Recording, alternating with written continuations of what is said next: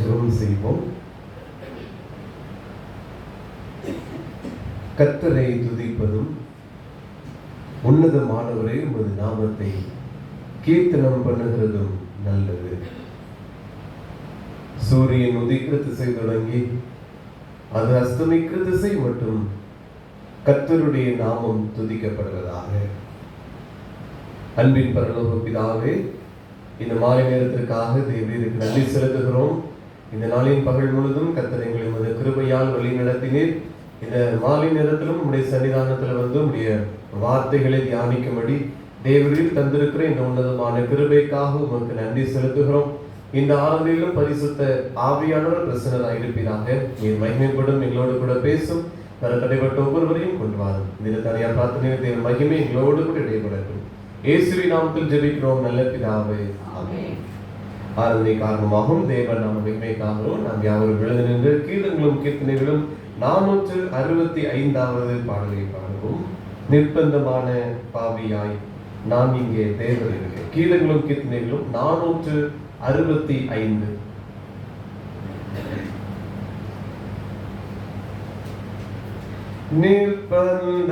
நிர்பந்தமான பாவியாய் நான் இங்கே தேவரீருக்கே முன்பாக மாகலக்கமாய் நடுங்கி வந்தேன் கர்த்தாவே. இரங்குமே இரங்குமே என்றும் மை கெஞ்சி கேட்கிறேன். ஆயன் கொரூர பாவத்தால் மிகுந்த துக்கம் அடைந்தேன். ஆஸ்வாமி துயரத்தினால் நிறைந்த ஏழை அடியேன். இரங்குமே இரங்குமே என்றும் மை கெஞ்சி கேட்கிறேன். என் குற்றத்துக்கு தக்கதாய் செய்யாமல் தயவாயிரும். பிதாவே, என்னை பிள்ளையாய் இறங்கி நோக்கியருளும். இரங்குமே இரங்குமே என்றும் மை கெஞ்சி கேட்கிறேன். என் நெஞ்சின் தீகள் தனித்து என் மேல் இறங்கி ரட்சியும். திவ்ய சந்தோஷம் அளித்து எப்போதும் கூடவே இரும். இரங்குமே இரங்குமே என்றும் மை கெஞ்சி கேட்கிறேன். லித்தானியா பிரார்த்தனை. தேவனாகிய பரமபிதாவே, ஏழை பாவிகளாகிய எங்களுக்கு இரங்கும். லோகமீட்பராயிருக்கிற தேவனாகிய குமாரனே, ஏழை பாவிகளாகிய எங்களுக்கு இரங்கும்.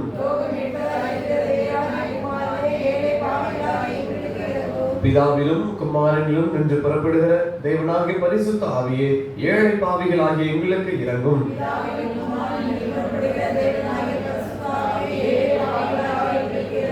பரிசுத்தமும் ஆனந்தமும் மகிமையும் உள்ள திரித்துவமே, மூவராகிய ஏக தேவனே, ஏழை பாவிகளாகிய எங்களுக்கு இரங்கும்.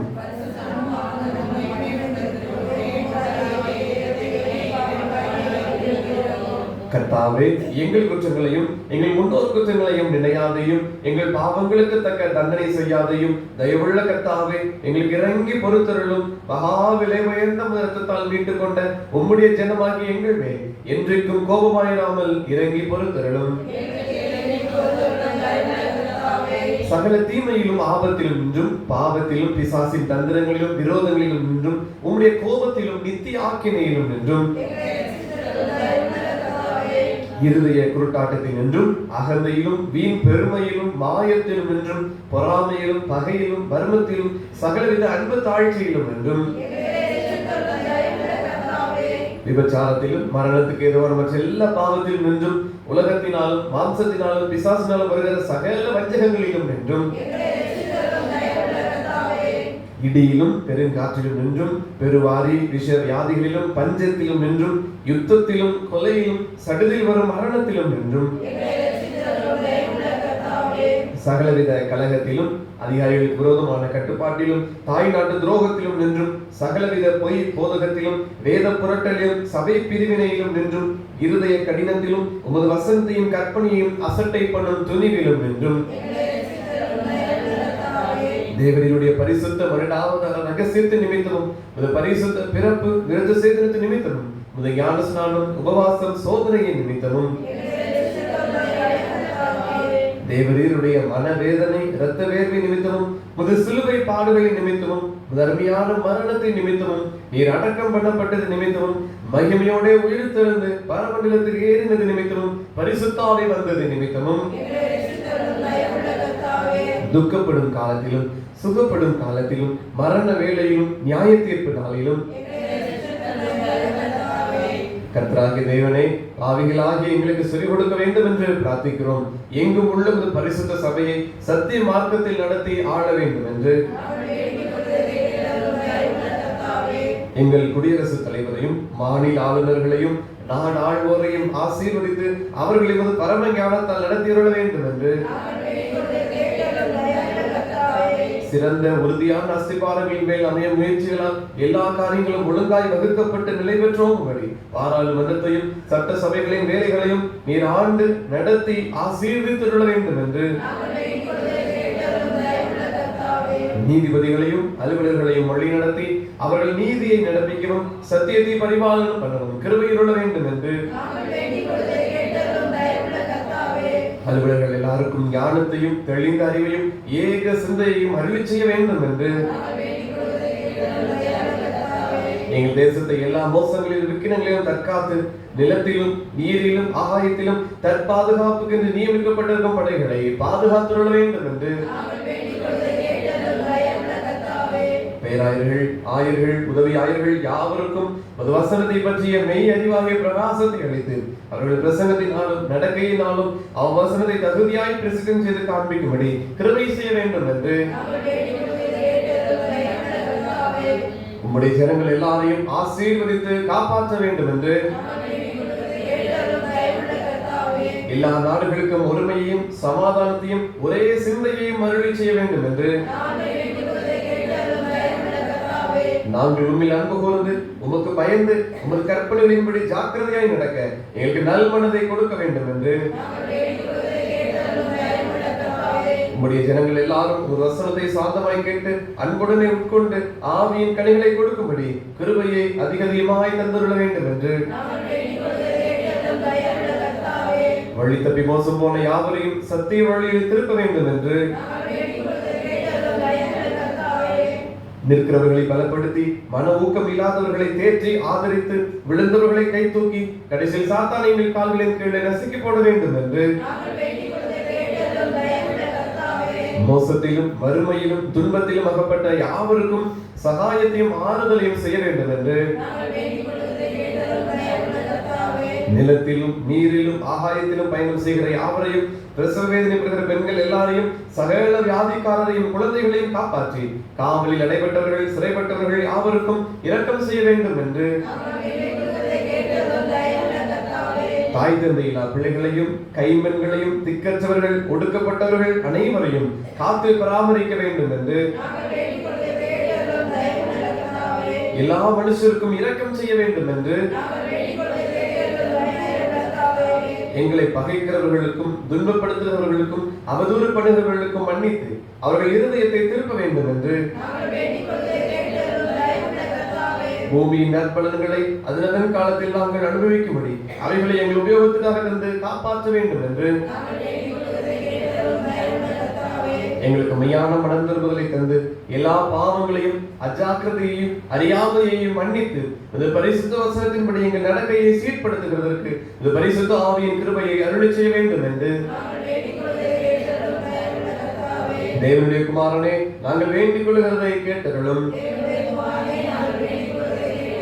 லோகத்தின் பாவங்களை சுமந்திருக்கிற தேவ ஆட்டுக்குட்டியே, லோகத்தின் பாவங்களை சுமந்திருக்கிற தேவ ஆட்டுக்குட்டியே, கிறிஸ்துவே கேட்டருளும். கர்த்தாவே எங்களுக்கு இறங்கும். கிறிஸ்துவே எங்களுக்கு இறங்கும். கர்த்தாவே எங்களுக்கு இறங்கும். கர்த்தருடைய ஜெபத்தை யாரும் சேர்ந்து எடுப்போம். பரமண்டங்களில் இருக்கிற எங்கள் பிதாவே, நாமம் பரிசுத்தப்படுவதாக, ராஜ்யம் வருவதாக, சித்த பரமண்டலத்தை செய்யப்படுவது போல பூமியிலே செய்யப்படுவதாக.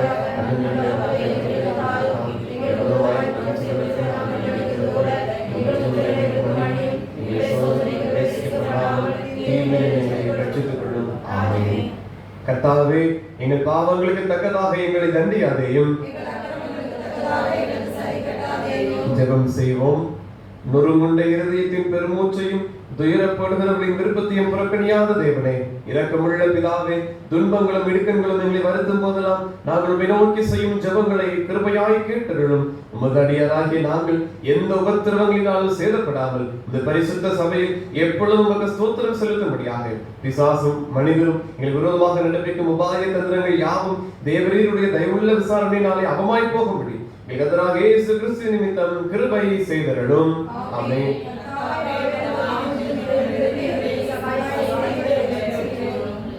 பராபரனே, எங்கள் பிதாக்கள் காலத்திலும் அவர்களுக்கு முந்தின பூர்வ காலத்திலும் தேவரீர் செய்த மகத்தான கிரியைகளை எங்கள் பிதாக்கள் அறிவிக்க எங்கள் காதுகளால் கேட்டோம்.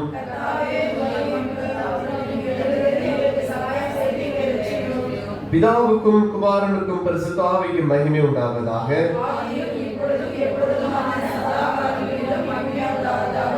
கிறிஸ்துவே, எங்கள் சத்துருக்களை விலக்கி எங்களை ரட்சியும்.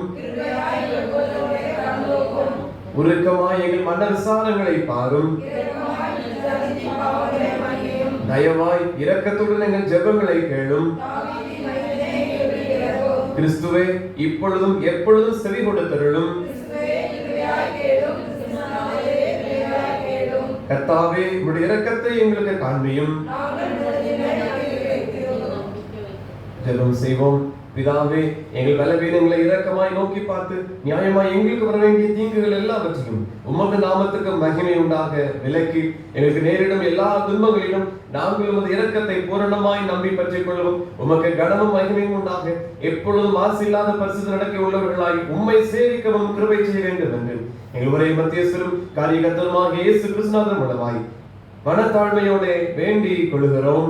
ஆமென். சகல பரிசுத்த விருப்பங்களுக்கும் சகல நல்ல ஆலோசனைகளுக்கும் சகல நீதியான கிரியைகளுக்கும் காரணராகிய கடவுளே, உலகம் தரக்கூடாத சமாதானத்தை உமது அடியாராகிய எங்களுக்கு தந்தருளும். நாங்கள் உமது கற்பனைகளுக்கு கீழ்ப்படிந்து நடக்க மன உற்சாகம் உள்ளவர்களாய் இருந்து சத்துரு பயம் இல்லாமல் உம்மாலே காக்கப்பட்டு ஆறுதலோடும் அமைதலோடும் எங்கள் ஜீவகாலத்தை போக்குவதற்கு எங்கள் இரட்சகராகிய இயேசு கிறிஸ்துவின் புண்ணியங்களின் நிமித்தம் கிருபை செய்தருளும்.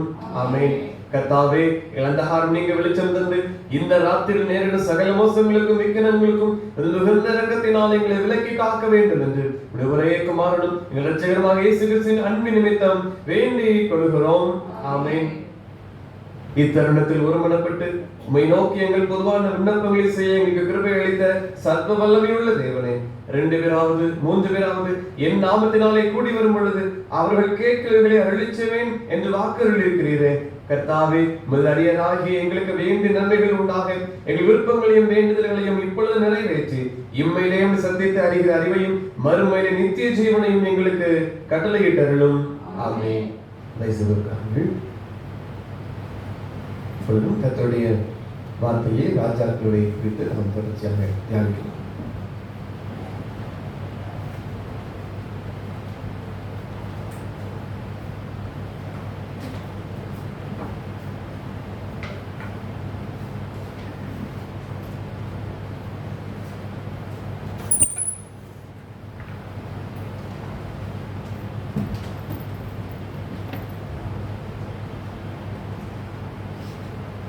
ஆண்டவராக இயேசு கிறிஸ்து நாமத்தினாலே மீண்டும் உங்களை நான் அன்போடு வாழ்த்துகிறேன். நாம் வேதாகமத்தில் இருந்து தொடர்ச்சியாக ராஜாக்களை பற்றி நாம் தெரிந்து கொண்டு வருகிறோம். இந்த நாளிலும் ஏற்கனவே நாம் சொன்னபடி போல சாலமோன் ராஜாவை குறித்து நாம் அவருடைய பிறப்பு வகைகளை குறித்து நாம் கவனித்து அவருடைய குணங்களை பற்றியும் அறிந்து கொண்டு வருகிறோம். இந்த சாலமோனுடைய மனைவி பெயர் நாமால். நான் உங்களுக்கு சொல்லலை. 1 ராஜாக்கள் 14ஆம் அதிகாரம் 21வது வசனத்தில் பாருங்க. 1 ராஜாக்கள் 14:21. யூதாவிலே ராஜ்யபாரம் பண்ணினார். ரெகொபெயாம் ராஜாவாக போது 41 வயதாக இருந்து கர்த்தர் தம்முடைய நாமம் விளங்கும்படி இஸ்ரவேல் கோத்திரங்களில் எல்லாம் தெரிந்து கொண்ட நகரமாகிய எருசலேமிலே 17 வருஷம் ராஜ்யபாரம் பண்ணினார். அம்மோன் ஜாதியான அவருடைய தாயின் பேர் நாமால்.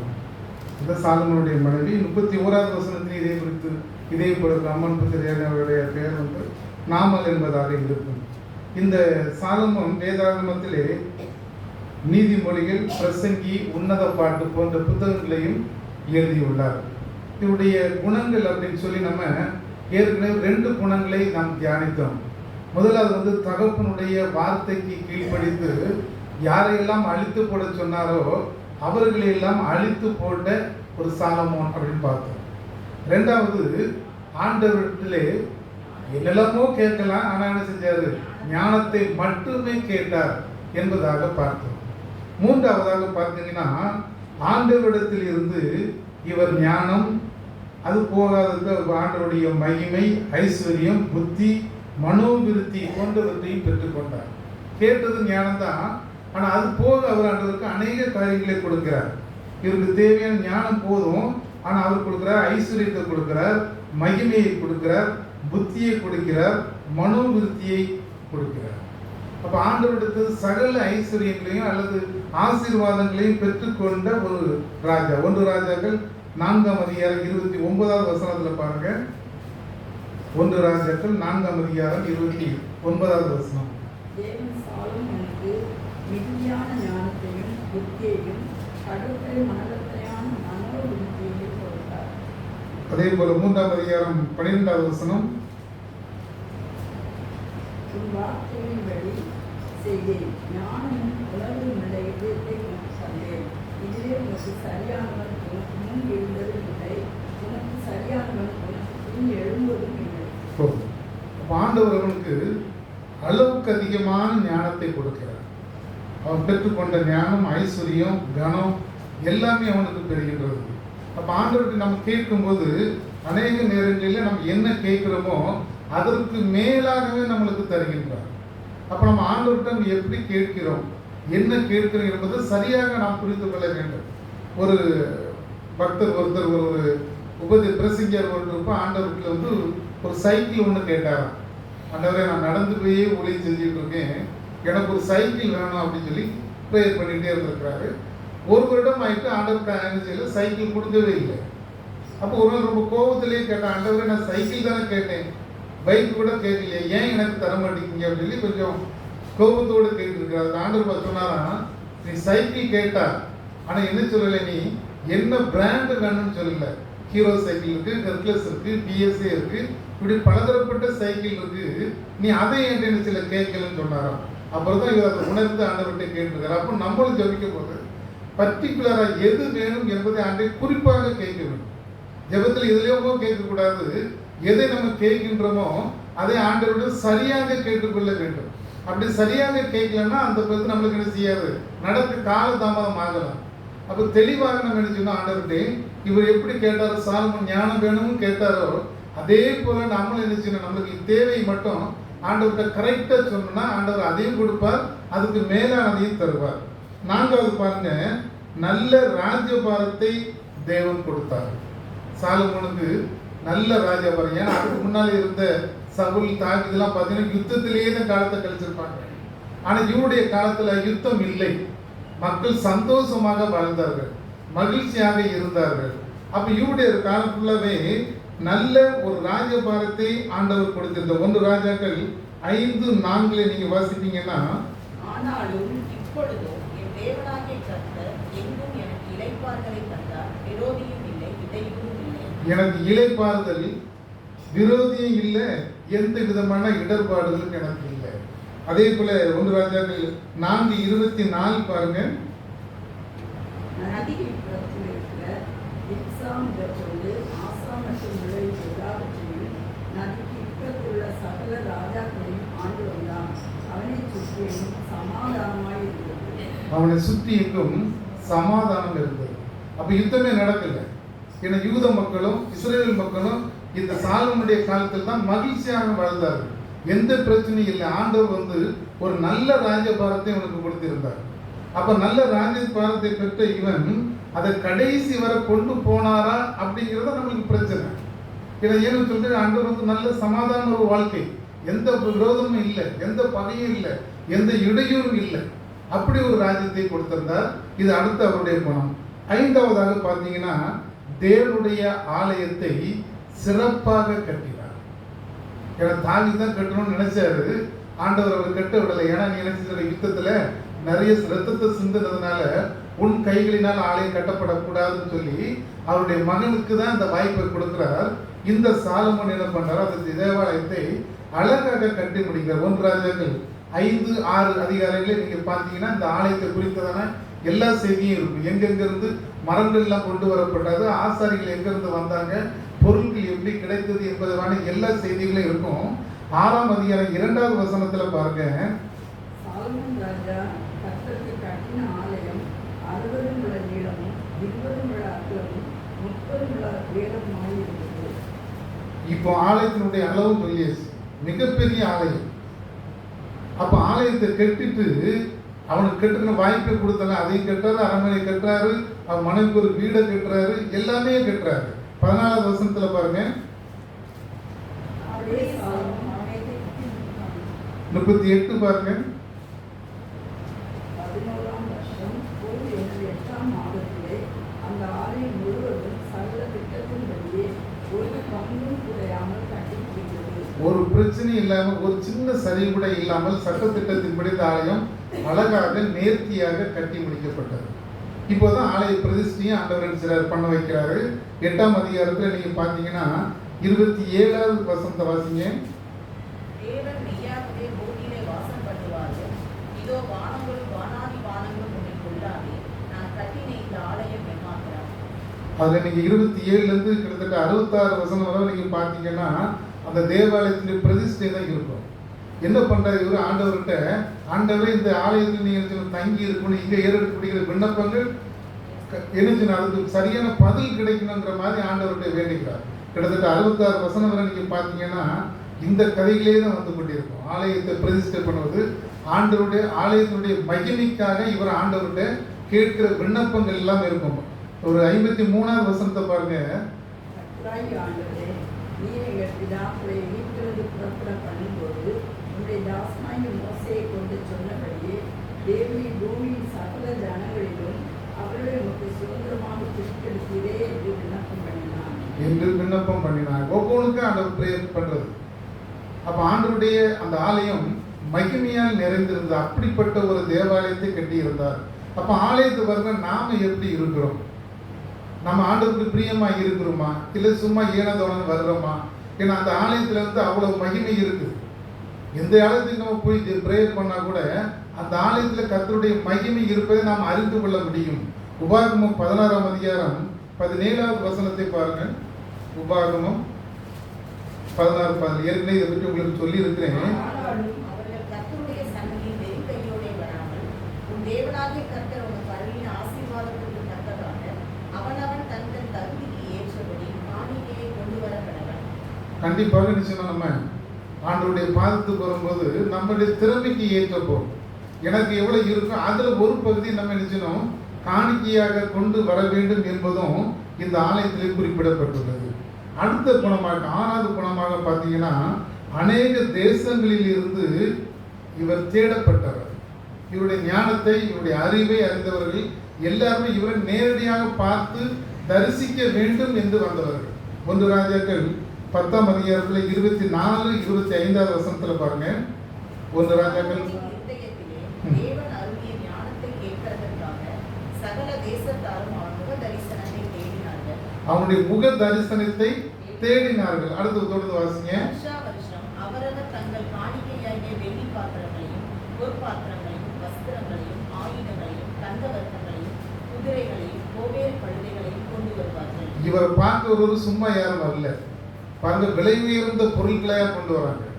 அவருக்கு காணிக்கையா படைச்சு அவரை பார்த்து அவர் முக தரிசனத்தை பெற்றுக்கொண்டாலே போதுங்கிற அளவுக்கு பல தேசத்து மக்களும் அவரிடத்தாங்க தேடி தேடி வந்தார்கள். முக்கியமாக ஒருத்தி சோபானுடைய ராஜஸ்ரீ ஒரு அம்மா வர்றாங்க. அதே அதிகாரத்துல 1வது வசனத்துல இருக்கும் பாருங்க. 1 ராஜாக்கள் 10:1. கர்த்தருடைய நாமத்தை குறித்து சாலமோன் உண்டாயிருந்த கீர்த்தி சேபாவின் ராஜஸ்திரிக்கு கேள்வியான போது அவள் விடுதலையினால் அவனை சோதித்து அறிவதற்காக. போதும். இவன் நினைக்கிறா பெரிய ஞானின்னு சொல்றாங்கல்ல, நம்ம போய் நினைச்சலாம் விடுகதையை சொல்லுவோம், அதுல அவர் என்ன செஞ்சுவார், தடுமாடி விடுவார் என்பதாக நினைத்து வாரார். வந்து பல விடுகதைகளை சொன்னாலும் அவருடைய ஞானத்தின் மூலமாக எல்லா விடுகதைகளுக்கும் அவள் கேட்ட கேள்விகளுக்கும் பதில் சொல்லிக்கிட்டே இருக்க. அதுக்கு பிறகு அவர் என்ன அவர் நம்புறா, நான் உங்களை பற்றி கேள்விப்பட்டேன், இங்க வந்த பிறகுதான் எனக்கு நினைச்சது இதெல்லாம் உண்மை என்பதை நான் நினைக்கிறேன் அறிந்து கொண்டேன் என்பதாக சொல்லி 6வது வசனத்துல பாருங்க. ராஜாவை நோக்கி உடைய வர்த்தமானங்களையும் இந்த ஞானத்தையும் குறித்து நான் என் தேசத்தில் கேட்ட செய்தி மெய்யாயிடுச்சு. நான் கேட்டது உண்மை. அதுல இன்னும் அடுத்த வசனத்திலே சொல்லுவா, நான் கொஞ்சம் தான் உங்களை பற்றி கேள்விப்பட்டேன், ஆனா இங்க வந்த பிறகுதான் என்ன செய்யுது அநேகம் நீங்க செஞ்சிருக்கீங்களே சொல்லி அவள் வாழ்த்து செல்வதையும் பார்க்க. அப்படிப்பட்ட ஒரு ஞானத்தினால் நிறைந்த சாலமோன். ஆனா என்ன, அதற்கு பின்பதாக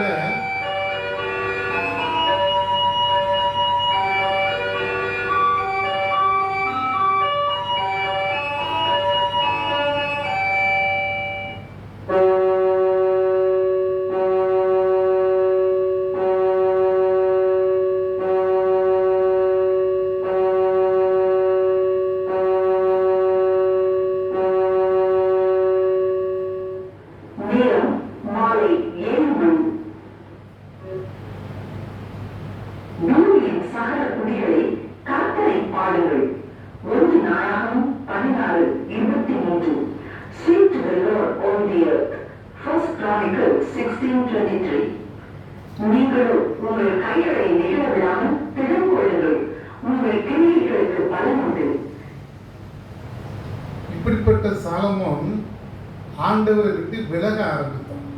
நல்ல ஞான உள்ளவன் தான், அநேகர் தேடி வந்தாங்க, அமைதியான ஒரு ஆட்சி. ஆனா என்ன பண்றான், ஆண்டவரை விட்டு விலக ஆரம்பித்தான். அதுக்கு முக்கிய காரணம் இந்த உலகத்துல ஒரு பழமொழி சொல்லுவாங்க பார்த்தீங்களா, ஆவது பொண்ணாலே அறிவதும் பொண்ணாலே. அதே தான் இவனுக்கு நடந்துச்சு. இவன் பத்தேபால் மூலமாக தான் ராஜாவாக வாரான். தன் தாய் தான் கொண்டு போய் தாக்கிட்ட கொண்டு போய் இவனை சொல்லி ராஜா வாக்குகிறார். ஆனா இவனுக்கு மனைவி வந்தால் இந்த நாபால் மூலமாக தான் இவன் அழிவை தேடி கொண்டான். கடைசி காலங்களில் இந்த நாபால் தான் வழி விலக செய்து அந்நிய தேவர்களை எல்லாம் கும்பிட செய்து பலியிட்டு ஆண்டவருடைய கோபத்துக்கு உள்ளாகின்றார். இந்த நாமல் 700 மனைவிகள் இறங்குன்னு உங்களுக்கு சொல்லியிருந்தேன். அதுல இவ ஒரு ஆள், அவ்வளவுதான். இவதான் ஃபர்ஸ்ட். இவள் தான் யாருடைய மகள், பார்வோனுடைய மகள். ஏற்கனவே அந்நிய தேசம் அங்கே இருந்துதான் என்ன செய்யறாரு, இவளை கட்டி கொண்டு வந்தாரு. ஆனா இவர் அவ இவளுக்கு ஆதரவாக இருக்கவில்லை, தன்னை விட்டு ஆண்டரை விட்டு பிரிப்பதிலேயே குறியாக இருந்தார். அப்படியோட முதல் கேரக்டர் பாருங்க, தேவன் வெறுத்த அவருடைய பலிபீடங்கள் தேவன் வெறுத்த அல்லது யாரெல்லாம் கெட்டக்கூடாது, திருமணம் செய்யக்கூடாதுன்னு சொன்னாரோ அந்த பெண்களை எல்லாம் தன் பக்கமாகி கொண்டு அவர்களை நேசிக்கவும் அவர்களோடு ஐக்கியப்படவும் செய்வார். புறஜாதி பெண்களோடு இணைந்து. அப்ப ஆண்டவர் சொல்லியிருக்காரு, வேதத்தில் நிறைய இடத்துல செய்திகள் இருக்கு, அந்நிய நுகத்தில் நம்ம நினைச்சக்கூடாது, இணைக்கப்படக்கூடாதுன்னு. அப்ப ஆண்டவர் யாரெல்லாம் வேண்டாம் இவங்களெல்லாம் ஒதுக்குன்னு சொன்னாலும் அவ்வளவு பேரையும் என்ன செஞ்சாரு, தனக்கு மனைவியாக்கி கொண்டார். நீங்கள் வாசிங்க 1 ராஜாக்கள் 11ஆம் அதிகாரம் முதல் 2 வசனத்தை வாசிங்க. ராஜாவாகிய சாலமோன் பார்வோனின் குமாரத்தை நேசித்ததும் அல்லாமல் மோவாபியரும் அம்மோனியரும் ஏதோமியரும் சீதோனியரும் ஏத்தியருமாகிய அந்நிய ஜாதியாரான அநேகம் ஸ்திரீகள் மேலும் ஆசை வைத்தார். கர்த்தர் இஸ்ரவேல் புத்திரரை நோக்கி, நீங்கள் அவர்கள் அண்டைக்கும் அவர்கள் உங்கள் அண்டைக்கும் பிரவேசிக்கலாகாது. நிச்சயமாய் தங்கள் தேவர்களை பின்பற்றும்படி உங்கள் இதயத்தை சாய பண்ணுவார்கள் என்று சொல்லியிருந்தார். சாலமோன் அவர்கள் மேல் ஆசை வைத்து அவர்களோடு ஐக்கியமாய் இருந்தார். இதுதான் சாலமோன் காலத்தில் நடந்தது. பின்காலத்தில் என்ன பண்ணுறாங்க, அவங்களை சேவிக்க வேண்டிய ஒரு சூழ்நிலைக்கு போனோம். அந்நிய பெண்களை இவன் நேசித்தது நிமித்தம், அவங்களோட ஐக்கியப்பட்டது நிமித்தம், ஆண்டவர் சத்தத்துக்கு செவிகொடாமல் போனது நிமித்தம், இந்த அந்நிய தேவர்களுக்கு பழி காட்ட வேண்டிய, தூபம் காட்ட வேண்டிய அல்லது வணங்க வேண்டிய ஒரு சூழ்நிலைக்கு தள்ளப்பட்டான். உபாகமம் 17:17 பாருங்க. உபாகமம் 17ஆம் அதிகாரம் 17ஆவது வசனத்தை பாருங்க.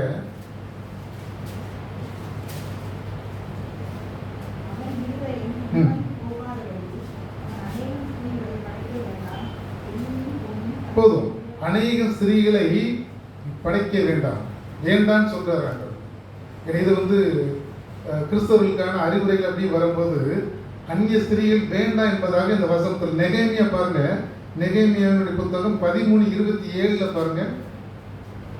நெகேமியா மறுஜாதியான ஸ்திரீகளை சேர்த்துக் கொள்வதினால் நம்முடைய தேவனுக்கு துரோகிகளாகி இந்த பெரிய பொல்லாப்பையெல்லாம் செய்யும்படி உங்களுக்கு இடம் கொடுப்போமோ என்றார். அப்ப அந்நிய நுகத்தில் நாம் இணைக்கப்பட்டால் நம்ம யார்? ஆண்டவருக்கு துரோகிகள். ரொம்ப அதில் நம்ம கவனமா இருக்கணும். ஆனால் வேதம் நம்மளுக்கு அதுதான் கற்றுத்தருது. அந்நிய நுகத்தில் நம்ம இணைக்கப்படவே கூடாது. அப்படின்னா நான் ஆண்டவருக்கு துரோகியாகி மாறி விடுகிறோம். 2 கொரிந்தியர் 6:14-15 வசனத்தை பாருங்க. நம்மளுக்கு எல்லாருக்கும் தெரிஞ்ச வசனம் தான். 2 கொரிந்தியர் 6:14-15.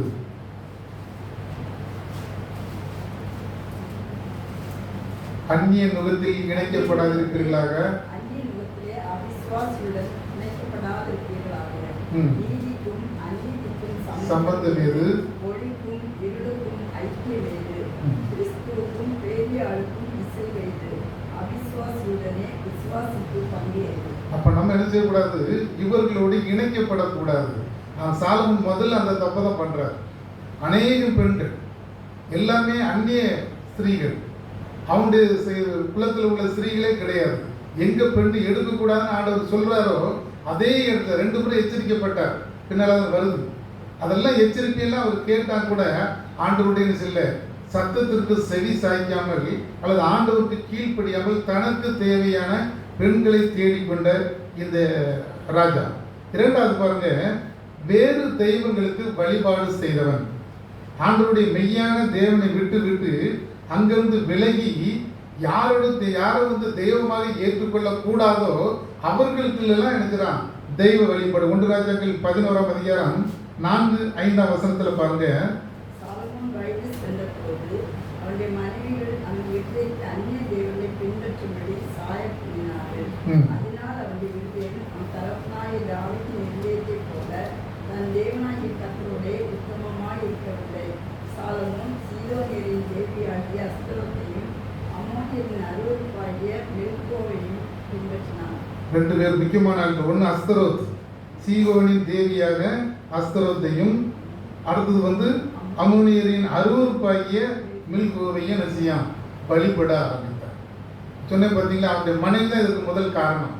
அவங்க தான் வயதான காலத்துல இந்த அந்நிய தேவர்களை சேவிக்கும்படி அவர்களை வழி நடத்தின ஆட்கள்.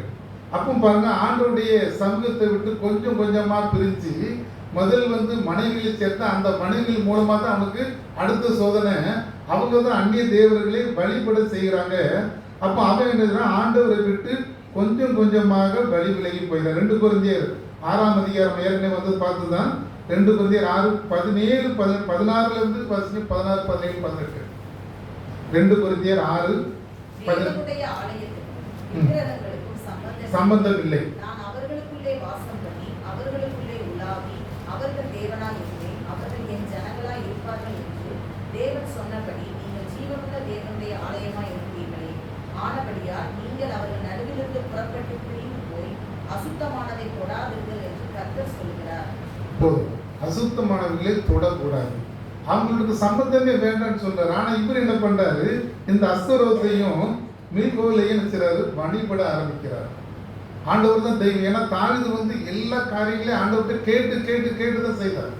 ஆண்டவர்கிட்ட கேட்காம எந்த காரியத்தையும் செய்யலை. ஆனால் இவர் என்ன செய்றாரு? அதிலிருந்து விலகி தன்னுடைய தகப்பன் வழிகளை பின்பற்றாமல் தனது மனைவியில் சொன்ன வழிக்கு போயிட்டார். அங்க போய் தான் என்ன செய்றாரு? இந்த அந்நிய தேவர்களை எல்லாம் வணங்க ஆரம்பித்து ஆண்டவரை விட்டு இன்னும் விலக ஆரம்பித்தார். மூன்றாவது குணமாக பார்த்தீங்கன்னாக்கி, இஸ்ரவேலிலே நீண்ட காலமாக அளவுக்கு அதிகமான மேடைகளை உருவாக்கியவர். பலியிடுவதற்காக மேடைகள் உருவாக்கப்படுகிறது. இஸ்ரவேல் தேசத்திலே நீண்ட காலமாக அதிகமான மேடைகளை உருவாக்கியவர். 1 ராஜாக்கள் 11:7-8 இந்த சம்பவம் வருது பாருங்க. அப்பொழுது சாலமோன் எருசலேமுக்கு எதிரான மலையிலே மோவாபியரின் அருவருப்பாகிய காமோசுக்கும் அம்மோன் புத்திரரின் அருவருப்பாகிய மோளோவுக்கும் மேடைகளை கட்டினான். இப்படியே தங்கள் தேவர்களுக்கு தூபம் காட்டி பலியிடுகிற அந்நிய ஜாதியரான தன் ஸ்திரீகள் எல்லாருக்காகவும் செய்தான். தன்னுடைய ஸ்திரீகளுக்காக, மனைவிகளுக்காக செய்தார். எங்க பண்றாருன்னு, காமோக்குக்கும் மோலோக்குக்கும் மேடைகளை கட்டுகின்றார். எருசலேம் பக்கத்துல கட்டுறாரு. அப்ப என்ன இவருடைய என்ன என்னன்னா, எல்லா மக்களும் இங்க வந்துடணுங்கிறது தான். ஆண்டவரை விட்டு வழிவிலக செய்தவர். மக்கள் சொல்றது ஆண்டவரோடு இருக்கக்கூடாது, இந்த தெய்வங்களை தான் பின்பற்ற வேண்டும், குறிப்பாக தன்னுடைய மனைவியில் சொன்ன தெய்வங்களை பின்பற்ற வேண்டும் அப்படின்னு சொல்லி போறாரு. அப்ப பாருங்க, ஆண்டவர் 2 முறை 9வது வசனத்துல பாருங்க 2 முறை எச்சரிக்கிறார். ஆகையால் இஸ்ரவேலின் தேவனாகிய கர்த்தர் சாலமோனுக்கு 2 விசை தரிசனமாகி, அந்நிய தேவனை பின்பற்ற வேண்டாம் என்று கட்டளையிட்டிருந்தும் அவன் கர்த்தரை விட்டு தன் இதயத்தை பிடித்து ஆண்டவர் சொல்றாரு, அந்நிய தேவதைகளை பின்பற்ற வேண்டாம்னு சொல்லியும் தனது இருதயத்தை கடினப்படுத்தி மீண்டும் அங்கதான் பாருங்க. அடுத்த வசனத்துல பாருங்க, 10வது வசனத்துல, அவர் கற்பித்ததை கைக்கொள்ளாமல் போனதினால் கர்த்தர் அவனுடைய கோபமானார். 11வது வசனம், ஆகையால் கர்த்தர் சாலமோனை நோக்கி, நான் உனக்கு கற்பித்த என் உடன்படிக்கையையும் என் கட்டளைகளையும் நீ கைக்கொள்ளாமல் போய் இந்த காரியத்தை செய்தபடினால் ராஜ்யபாரத்தை உண்டத்திலிருந்து பிடுங்கி அதை உன் ஊழியக்காரனுக்கு கொடுத்தேன். இப்ப ராஜபாரமே புரிந்துபடுது. ஆண்டவர் செய்யாத காரியத்தை செய்ததுனால வந்த வினை, நல்ல சமாதானமாக ஆட்சி செய்த அந்த ஆட்சி இப்பொழுது பிடுங்கப்படுகிறது. பிடித்து யாருக்கு கொடுத்திருக்கிறாரு? அவனுடைய ஊழியக்காரன் கொடுக்கிறார். யெரொபெயாம்கிட்ட கொடுக்கிறார். அவன் மகன்கிட்ட கொடுக்கல, யெரொபெயாம்கிட்ட தான் கொடுக்கிறார். அதுக்கு பிறகு ஒரு பகுதியை எடுத்து அவனுக்கு அது பின்னால வருது. அப்ப பாருங்க, ராஜபாரம் புடுங்கப்பட்டு அவன்கிட்ட இருக்க ஒரு சேவகன்கிட்ட தான் போகுது, ஒரு ஊழியக்காரன்கிட்ட தான் போகுது.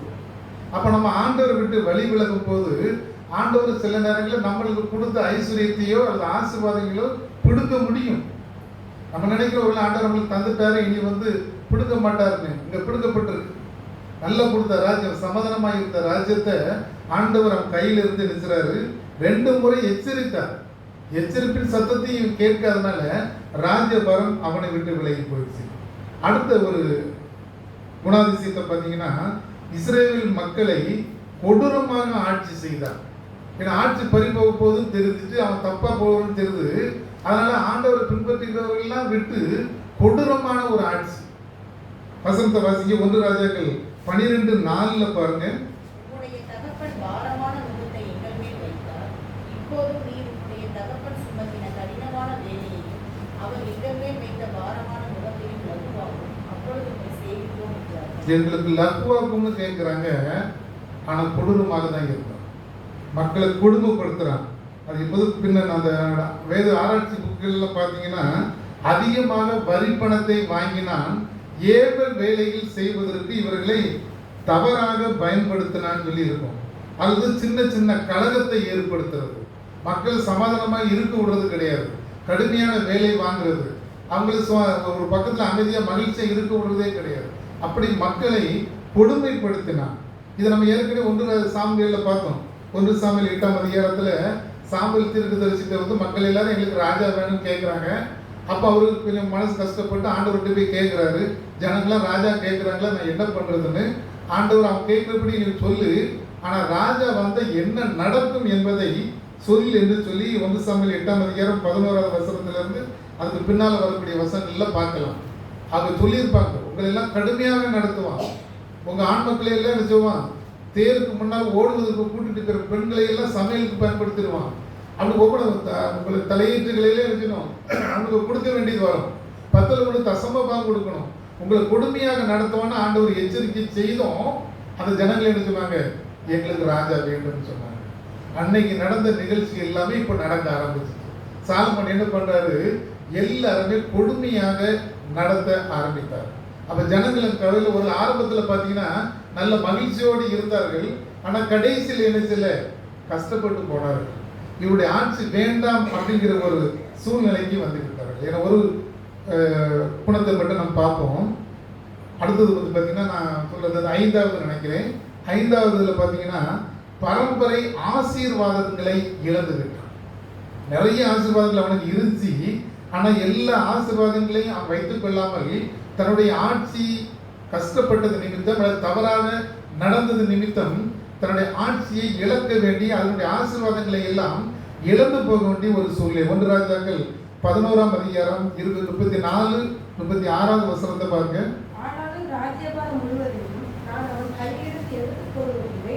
நான் தெரிந்து கொண்டவனும் என் கற்பனைகளையும் என் கட்டளைகளையும் கைக்கொண்டதுமான என் தாசனாகிய தாவீது நிமித்தம் அவன் உயிரோடு இருக்கும் நாளெல்லாம் அவனை அதிபதியாக வைப்பேன். என் நாமம் விளங்கும்படிக்கு நான் தெரிந்து கொண்ட நகரமாகிய எருசலேமிலே என் சமூகத்தில் என் தகப்பனாகிய தாவீதுக்கு என்னாலும் ஒரு விளக்கு இருக்கத்தக்கதாக அவன் குமாரனுக்கு ஒரு சோத்திரத்தை கொடுப்பேன். மொத்தம் 12 கோத்திரம். இப்போ 10 கோத்திரத்தை ஆண்டவர் என்ன செய்றாரு? யெரொபெயாமுக்கு கொடுத்துறாரு. 2 கோத்திரம் மட்டும்தான் யாருக்கு வருது? சாலமோன் மகனுடைய ரெகொபெயாமுக்கு வருது. ஆண்டவர் போய் அந்த 2 ஏன் கொடுக்குறாருன்னா தாவீதுக்காக தான் கொடுத்தாரு. அவனுடைய இருதயத்துக்கு ஏற்ற மகன், அவனுடைய விளக்கு என்ன செய்யக்கூடாது? அணையக்கூடாது, எப்பவுமே இருக்கணுங்கிறதுக்காக தான் 2 கோத்திரங்கள் கொடுக்கப்படுது. மற்ற 10 கோத்திரங்களை யார்கிட்ட போயிடுச்சு? அவனுடைய சேவகனாகிய யெரொபெயாமுக்கு போயிடுச்சு. கோத்திரங்கள் ஆசீர்வாதங்கள் பிரிக்கப்படுது. ஒருவேளை நம்ம ஆண்டவருக்கு ஆசீர்வாதங்கள் முழுமையாக பெற்றிருந்தால் அதை கடைசி வரை நம்ம முழுமையாக வைத்துக் கொள்ள வேண்டும். ஒவ்வொரு ஆசீர்வாதமும் நம்ம விட்டு போகுதுன்னா நம்ம ஆண்டவரை விட்டு விலகி போறோம்னு அர்த்தம், அல்லது ஆண்டவருடைய சொல்லுக்கு நம்ம கீழ்ப்படியல்னு அர்த்தம். அப்போ நம்ம என்ன சொன்னா நம்ம புதுப்பித்துக் கொள்ளணும். ஆண்டவரே என்கிட்ட ஏதோ ஒரு குறை இருக்குமானால் அந்த குறையை நீக்கி என்ன செய்ய, என்ன நல்வழிப்படுத்துங்கன்னு நம்ம கேட்கணும். இன்னும் கூட வாசிக்க 1 சாமுவேல் 7ஆம் அதிகாரம் 3-4 வசனம் பாருங்க. 1 சாமுவேல் 7ஆம் அதிகாரம் 3-4 வசனங்கள். அப்பொழுது சாமுவேல் இஸ்ரவேல் குடும்பத்தார் யாவரையும் நோக்கி, நீங்கள் உங்கள் முழு இதயத்தோடும் கர்த்தருக்கு திரும்புகிறவர்கள் ஆனால் அந்நிய தேவர்களையும் அஸ்தரோத்தையும் உங்கள் நடுவிலிருந்து விலக்கி உங்கள் இதயத்தை கர்த்தருக்கு நேராக்கி அவர் ஒருவருக்கு ஆராதனை செய்யுங்கள். அப்பொழுது அவர் உங்களை பெலிஸ்தருடைய கைக்கு நீங்களாக்கி விடுவார் என்றார். ஆண்டவர் எதெல்லாம் நீக்கி சொன்னாரோ அதை நீக்கினா ஆண்டவர் உங்களுக்கு என்ன சொல்வாரு? வாழ்க்கை உங்களுக்கு வெற்றி கிடைக்கும். ஆண்டவர் வெறுக்கிறதுலேயே நீங்க இருந்ததுனால தான் உங்களுக்கு சாபங்கள். அதை விட்டு நீங்க விலகினீங்கன்னா ஆண்டவருடைய நன்மையை ஆசீர்வாதங்களை நாம் நிச்சயம் பெற்றுக்கொள்ள முடியும். 2 ராஜாக்கள் 8ஆம் அதிகாரம் 19வது வசனத்தை மட்டும் வாசிங்க. 2 ராஜாக்கள் 8ஆம் அதிகாரம் 19வது வசனம். கர்த்தர் மாதருக்குள்ளே என்னாலும் ஒரு விளக்கை உனக்கு கட்டளையிடுவேன் என்று தம்முடைய தாசனாகிய தாவீதுக்கு சொன்னதின்படியே அவன் நிமித்தம் அவர் யூதாவை முற்றிலும் கெடுக்கவில்லை. போதும். இப்போ பார்த்தீங்கன்னா கடைசியில் இருக்கிற தாவீதுக்காக ஒரு கோத்திரத்தை அனுப்பின முதல் வசனமும் இதை கிட்டத்தட்ட ஒன்றாக தான் இருக்கும். ஆனால் தாவீது படுக்கையில் இருக்கும்போது இந்த சாலமோனை கூட்டு ஒரு அறிவுரை சொல்றாரு. ஆண்டவர் உனக்கு என்ன சொல்றாரோ அதுபடி நீ செய். அப்போதுதான் ஆண்டவர் உன் கையில் உங்களோட இருப்பார் அப்படிங்கிறது தெளிவாக சொல்லுகிறார். ஆனால் இவன் என்ன சொல்ல கேட்கல. அந்த ஒரு வசனத்தை வாசிடுவோம்.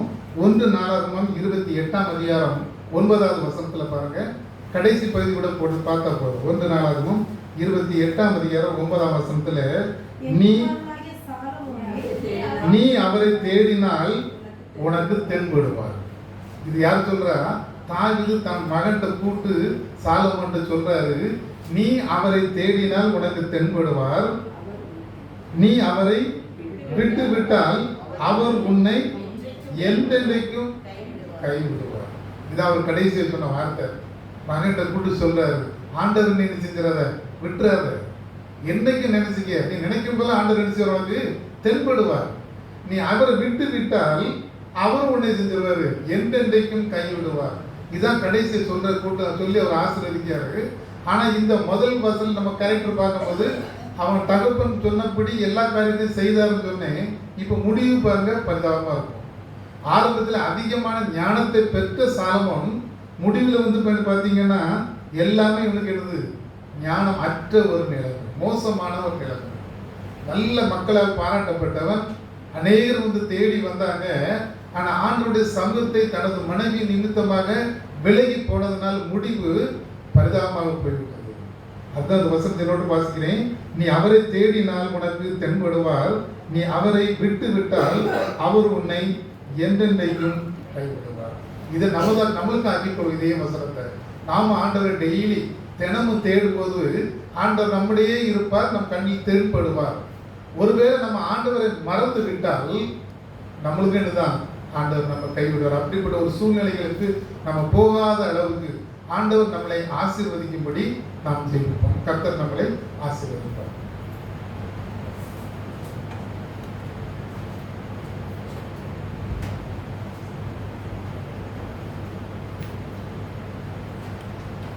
ஜெபம் செய்வோம். தேவன் தொடர்ந்து நம்மை நடத்தும்படி தேவ சன்னிதானத்தில் ஒப்பு கொடுத்து ஜெபிப்போம். அன்பின் கர்த்தாவே, இந்த வேலைக்காக நன்றி செலுத்துகிறோம்.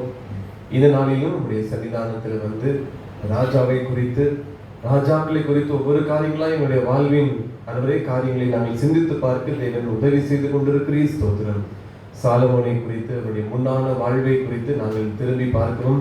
அந்த ஆசீர்வாதங்கள் எல்லா வாழ்வையும் பெற்று அனுபவித்ததை நாங்கள் பார்க்கிறோமே. ஆனால் பின் நாட்களில் அதை இழந்து தேவ மகிமையற்றவனாய் மாறுகிறத வாழ்வை நாங்கள் பார்க்கிறோம். கர்த்தர் சகல ஞானத்தை கொடுத்திருந்தீர், புத்தியை கொடுத்திருந்தீர், மகிமையை கொடுத்திருந்தீர், மனோவிருத்தி அளிக்கப்பட்டது. சகல தேசத்தாரும் வந்து பார்க்கும் அளவிற்கு விசேஷித்த ஒரு கனம், விசேஷித்த ஒரு கிருபை. நம்முடைய ஆலயத்தை கட்டுவதற்கு சிறப்பான ஒரு பங்கை கர்த்தருக்கு தெரிந்து கொண்டீர். அவனிடத்தில் அநேக காரியங்கள் ஆண்டவரை சிறப்பாக காணப்பட்டாலும் கூட தேவனை வெறுத்த சூழ்நிலையாய் மாறி போனது. கர்த்தர் எதையெல்லாம் வெறுக்க சொன்னாரோ அதையெல்லாம் மறந்து போனான். அது அநேக பலிபீடங்கள் கர்த்தர் அருவருக்கத்தக்க காரியங்களுக்கெல்லாம் இடம் கொடுத்தான்.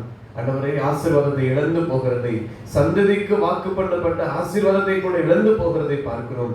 நாங்களும் எங்களுடைய வாழ்நாளிலே தேவன் எங்களுக்கு வைத்திருக்கிற ஆசீர்வாதத்தை இழந்து விடக்கூடாது. ஒரு காலம் அதை இழந்து போகாதபடிக்கு காத்து கொள்ள முடிவு பரிந்தும் தேவன் எங்களுக்கு தருகிற ஆசீர்வாதங்கள், உன்னத அனுபவங்களை நாங்கள் பெற்றுக்கொள்ளத்தக்கதாக அன்றைய கிருபை செய்து வழி நடத்துங்க. வேதனை உண்டாக்கும் வழி உண்டோ என்று பார்த்து நித்திய வழியிலே எங்களை நடத்த வேண்டும் என்று உடைய சன்னிதானத்தை அர்ப்பணித்து ஜெபிக்கிறோம். சிந்தனையிலும் வார்த்தையிலும் செய்கைகளிலும் விட்டு விலகச் செய்கிற எந்த கிரியைகளுக்கும் நாங்கள் இடம் கொடுக்காதபடி கர்த்தரையே முக்கியத்துவப்படுத்த எங்களுக்கு உதவி செய்கிறார்கள். கர்த்தரை தேடினால் அவர் தென்படுகிறவர், அவர்களுக்கு முன்பதாய் வழிநடத்துகிறவர், எல்லாவற்றையும் செய்கிறவர். அவரை விட்டு விட்டால் நீர் எங்களை கைவிடுகிற தேவனாய் இருக்கிறீர். அந்த சூழ்நிலைக்கு தேவன் எங்களை நீங்களாக்கி ரட்சித்தருளுங்க. எப்போதும் ஆண்டவரே உம்மை தேடவும், உம்மை வாஞ்சிக்கவும், பிரகாரங்களிலே நாங்கள் எப்போதும் இருக்கவும் கிருபை செய்யுங்க. சமஸ்த இஸ்ரவேலின் ஆண்டவர் அதன் பின் இரண்டாய் பிரிக்கப்படுகிறதை பார்க்கிறோமே. ஆண்டவரை, எங்கள் நிமித்தம் அந்த காரியங்கள் நடைபெறாதபடி சகல ஆசீர்வாதம் உங்களுக்கு எங்களுக்குள் ஆமென்றும் ஆமென் என்று நிலைக்க கிருபை செய்யுங்க. அது எங்கள் சந்ததிக்கும், எங்கள் பிள்ளைகளுக்கும், பிள்ளைகளின் பிள்ளைகளுக்கும் அந்த ஆசீர்வாதங்கள் நிலைத்திருக்கத்தக்கதாக தேவனுடைய கிருபை எங்கள் ஒவ்வொருவரையும் ஆளுகை செய்து வழி நடத்தட்டும். எங்கள் மேல வைத்திருக்கிற உன்னத ஆசீர்வாதங்களை அப்படியே சந்ததிக்கு நாங்கள் கொடுத்து செல்லத்தக்கதாக எங்களை கிருபையுள்ள பாத்திரமாய் உமக்கென்று பயன்படுத்துங்க. சித்தம் போல வணைந்து வழி நடத்துகிறாங்க. நடக்க தெரியாத காரியங்களிலே தேவன் எங்களுக்கு வழிகாட்டி நேர்த்தியான பாதையிலே உமக்கு நேரான நித்திய வழியிலே எங்கள் ஒவ்வொருவரையும் நடத்தபடி ஒப்பு கொடுக்கிறோம். எங்கள் ஒவ்வொருவரையும் கர்த்தர் ஏற்றுக்கொள்வீராக, அங்கீகரித்துக் கொள்வீராக. தேவ கிருபை எங்களோடு கூட இருந்து பெருகட்டும். தொடர்ந்து அவர் இந்த வார்த்தைகளை நாங்கள் தியானிக்கவும், எங்களை உணர்ந்து கொள்ளவும் கர்த்தர் கிருபை தந்து வழி நடத்துங்க. நாளில் பங்கேற்ற ஒவ்வொருவரோடு கூட தேவ கிருபை சமாதானம் பெருகட்டும். ஒவ்வொரு குடும்பங்களையும் கர்த்தர் பாதுகாத்து பலப்படுத்துங்க. தேவ சமாதானம் பெருகட்டும். தேவ சுகம் ஒவ்வொருவருக்கும் இருந்து பெருகட்டும். கர்த்தர் ஆசீர்வதித்து ஒரு கிருபையால் வழி நடத்துவீராக. உமக்கே மகிமை உண்டாகட்டும். இயேசு கிறிஸ்துவின் நாமத்தில் ஜெபிக்கிறோம் நல்ல பிதாவே, ஆமென். நம்முடைய கர்த்தராகிய இயேசு கிறிஸ்துவினுடைய கிருபையும், பிதாவாகிய தேவனுடைய அன்பும், பரிசுத்த ஆவியானவருடைய ஐக்கியமும் நம் அனைவரோடும் கூட எப்போதைக்கும் இருப்பதாக, ஆமென். சிலுவை அண்டையில் நம்பி வந்து நிற்கையில் பாவபாரம் நீங்கி வாழ்வடைவேன். எந்த நேரமும் எனதுள்ளத்திலும் பேரானந்தம் பொங்கி பாடுவேன். ஆமென். கர்த்தர் உங்களோடு இருப்பாராக. தெய்வ சமாதானத்தோட சென்று வருவோம்.